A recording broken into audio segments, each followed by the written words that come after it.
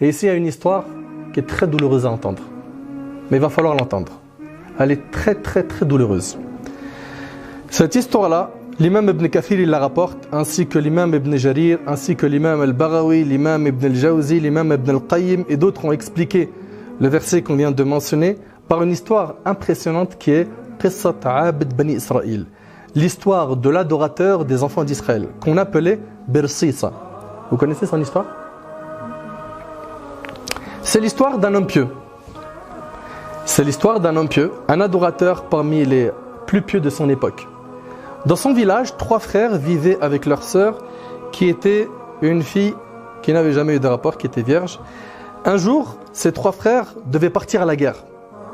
Et pour eux, c'était impensable de laisser leur sœur toute seule. Vous suivez? Alors ils se sont dit qu'ils ne pouvaient confier leur sœur qu'à l'adorateur pieux des fils d'Israël. Lui, il est tellement pieux qu'il peut la surveiller et prendre soin d'elle jusqu'à ce qu'ils reviennent de la guerre. Ça va jusque-là, c'est clair? Très bien. Alors ils sont partis le voir pour lui demander s'il pouvait rester avec leur sœur et s'occuper d'elle. Il refusa. Il a dit non, m'ouvrez pas cette porte. C'est trop dangereux pour moi. Ils ont alors insisté et insisté, mais l'adorateur continue à refuser jusqu'à ce qu'il a accepté. Voilà la première porte à laquelle va taper Iblis. Il y en a sûrement qui vont se reconnaître à travers cette histoire. Combien de fois tu as refusé d'aller en soirée avec tes amis ou en chicha et ils ont fini par te convaincre et tu t'es retrouvé avec eux? Et toi ma soeur, combien de fois tu as réussi à esquiver le fait de sortir avec un tel et avec un tel, mais comme c'était un loup, il ne t'a pas lâché jusqu'à ce qu'il t'a convaincu et tu as fini isolé avec lui alors que ce n'était rien d'autre qu'une tactique diabolique. Donc cet adorateur pieux continue à refuser. Mais les 3 frères continuent à insister, ils ne l'ont pas lâché jusqu'à ce qu'il a accepté. Il a été d'accord mais à une condition. Qu'est-ce qu'il leur a dit? Il leur a dit, ma condition c'est qu'elle ne reste pas avec moi dans la même maison. Construisez-lui plutôt une maison à côté de la mienne. Vous suivez? Donc il prend ses précautions. Il dit, dans la même maison ça va pas la tête. Vous lui construisez une maison et puis je fais au mieux. Les 3 frères ont accepté la condition de l'adorateur. Ils construisirent alors cette maison pour leur sœur puis partir à la guerre. C'est à ce moment-là que le diable a commencé à bouger ses pions dans ce grand jeu d'échecs qu'il a joué avec cet homme. Qu'est-ce qu'il lui a dit? Il lui a chuchoté des maudites insufflations bien déguisées, en lui ouvrant les portes du haram et en lui faisant désirer la récompense d'Allah et en lui faisant comprendre que ce n'était qu'un bien. Regardez mes frères et sœurs, c'est pas ce qu'on voit aujourd'hui. On voit aujourd'hui des gens qui vont abandonner jour après jour plein de pratiques religieuses.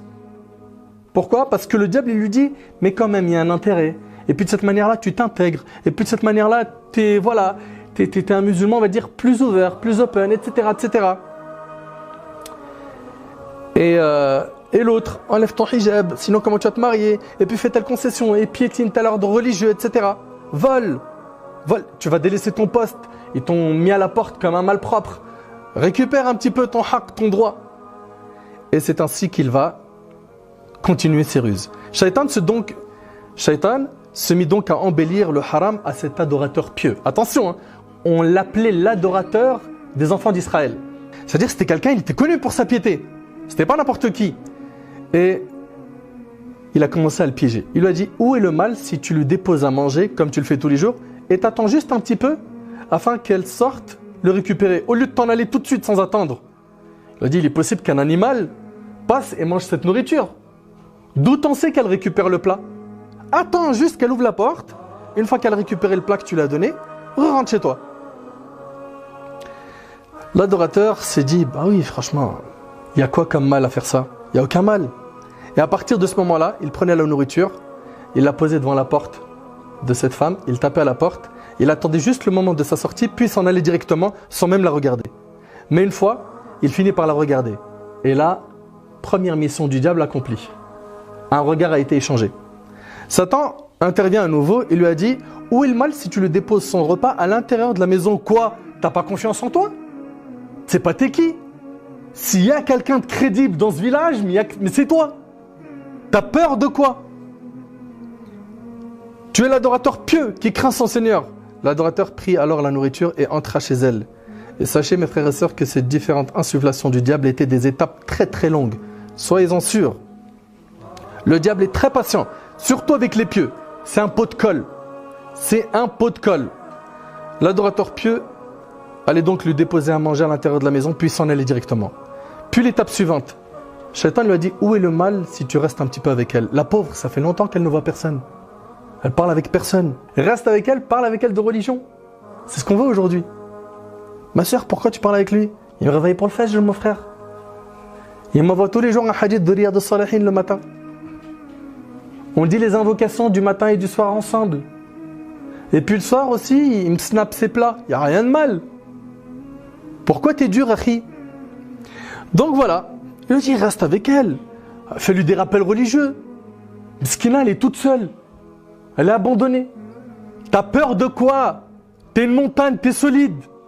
Regardez cette montagne, comment elle va pas tarder à fondre. Et subhanallah, c'est ce qu'on voit aujourd'hui. Hein. C'est ce qu'on voit aujourd'hui. Tu vois, un homme et une femme, ils sont en train de discuter dans le haram. Il n'y a aucun cadre religieux respecté. Et puis quand tu leur dis, mais qu'est-ce qui se passe? Il dit, frère, j'ai pas d'arrière-pensée. Pas d'arrière-pensée. Zid. Et puis, on compte se marier. Va taper à la porte comme un bonhomme. Mais il faut qu'on se connaisse. Que je sache, elle est plutôt sushi ou maki. Et puis il va commencer à creuser son dossier jusqu'à ce qu'il va se retrouver à commettre l'irréparable avec elle. Subhanallah, le diable lui insuffla de manger avec elle. C'est ce qu'il fit. Il dit, regarde, tu lui fais des rappels, t'es pieux, tu restes avec elle, elle est toute seule, mesquine. T'as mangé avec elle, touche-lui la main, mesquine. Aucune tendresse, aucun câlin. Elle ressent un vide cruel. Il lui a touché la main. Peu à peu, je vous brûle les étapes. Cette complaisance est née entre eux jusqu'à ce qu'ils se sont embrassés.